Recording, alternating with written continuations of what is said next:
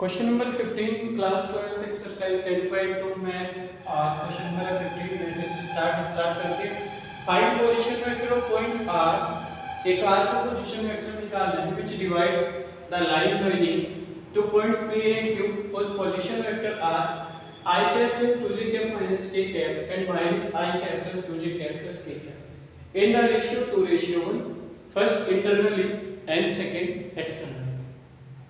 तो यहाँ पर क्या है, देखो सपोज आपके पास एक पॉइंट है,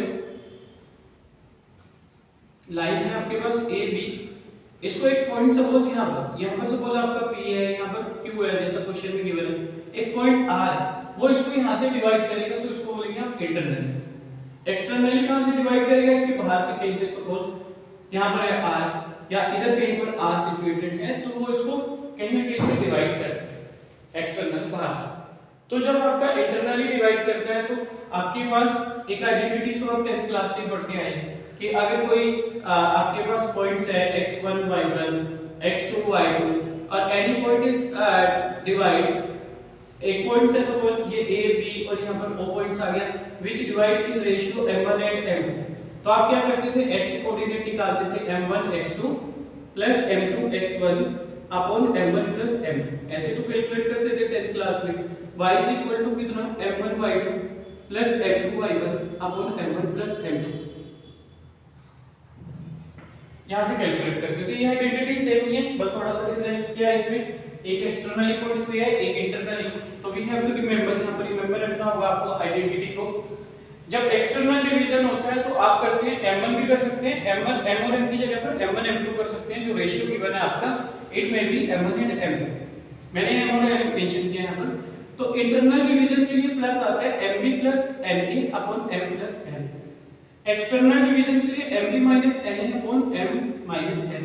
तो केस 1 आपका कंडीशन 1 फर्स्ट वाली करते हैं, व्हेन कौन सा डिवीजन, जब आपका इंटरनल डिवीजन, फर्स्ट वाला इंटरनल है, सेकंड एक्सटर्नल, ठीक है। तो इंटरनल डिवीजन के लिए आप क्या करेंगे, m यहां पर आपके पास m मतलब रेशियो कितना है, देखो क्वेश्चन में गिवन था आपका रेशियो 2:1, तो m is 2 here और n is 1, क्लियर हो।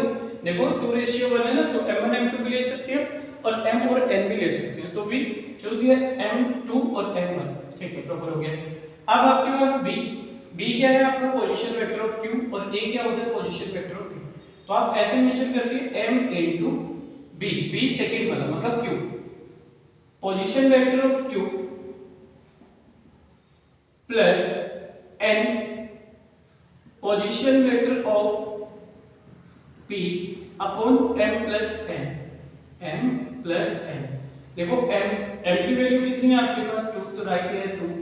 पोजीशन वेक्टर ऑफ q की पोजीशन वेक्टर कितनी है, ये p है और ये q है आपके पास, तो यहां मेंशन कर लेते हैं गिवन p, यहां स्टार्टिंग में मेंशन कर लेंगे वेक्टर p की जो वैल्यू है आपके पास that is i cap plus 2j cap minus a cap, और q की जो वैल्यू है minus i cap plus j cap plus k cap. अब आपके पास देखो position vector of q minus i cap, यहां मेंशन कर लेते हैं minus i cap plus j cap plus k cap plus n कितना है आपके पास, n इज 1 है, तो 1 इन position vector of p i cap plus 2j cap minus k cap upon m plus n मतलब m2 और m1 2 प्लस 1। जब आपने solve किया 2 minus 2i cap plus 2j cap, इस 2 के अंदर इंटू करके minus 2i cap 2j cap 2k cap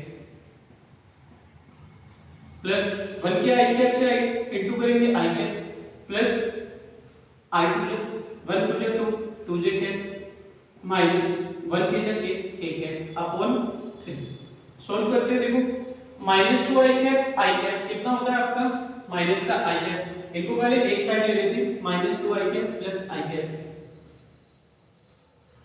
plus 2j cap plus 2j cap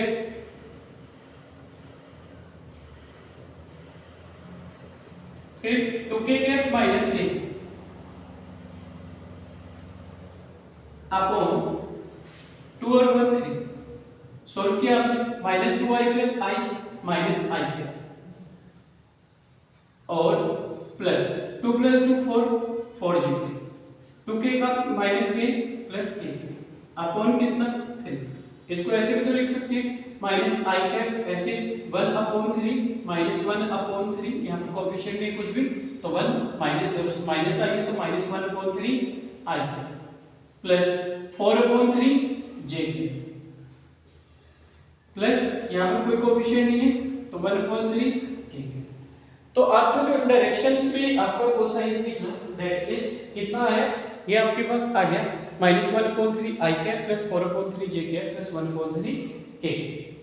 तो ये आपके पास वैल्यू आई इंटरनल के लिए।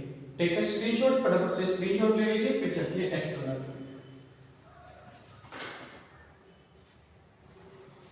ठीक है, let's take second part check करते हैं। तो आई होप ये क्लियर हुआ होगा। तो इंटरनल पार्ट के लिए mb + n upon m + n।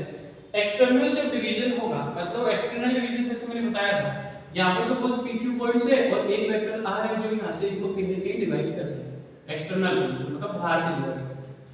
तो एक्सटर्नली डिवाइड जब करेगा तो आपके पास आइडेंटिटी सेम रहेगा mb - na upon m - n। तो सेकंड कंडीशन पर आते हैं, बाकी वैल्यू सेम रहती है। यहां मैंने माइनस कर दिया, ठीक है, सेकंड पार्ट के लिए केस सेकंड। यहां भी माइनस कर दिया, यहां से वैल्यू चेंज हो जाएगी। क्लियर हुआ? देखो बाकी वैल्यू सेम रहती है, आइडेंटिटीज आपकी सेम रहती है। केस सेकंड था ये आपके फर्स्ट इंटरनल था और सेकंड आपका एक्सटर्नल था। एक्सटर्नल डिवीजन के लिए नेगेटिव आता है तो आपने सेम वैल्यू रखा m into position vector of q - n into position vector p upon m - n। ठीक है, तो आप यहां पर भी m - n आप सॉल्व करते हैं। देखो -2i कैप हो गया आपके पास, यहां पर 2j कैप हो गया प्लस 2k कैप हो गया। उसके बाद में जब आपने सॉल्व किया -1 है बाहर, ठीक है, इसका इनटू करते तो -i कैप हो गया माइनस प्लस -2j कैप हो गया और माइनस प्लस k कैप हो गया। अपॉन 2 में से बच जाएगा तो 1 ही बचेगा।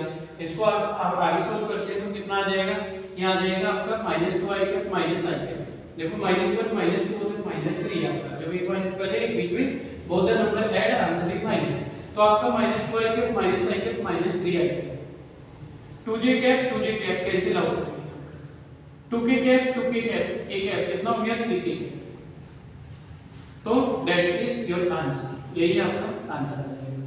लेट्स दैट इतना ही करना था। तो आई होप तो both the points are clear, दोनों के दोनों पॉइंट्स आपके क्लियर हुए होंगे।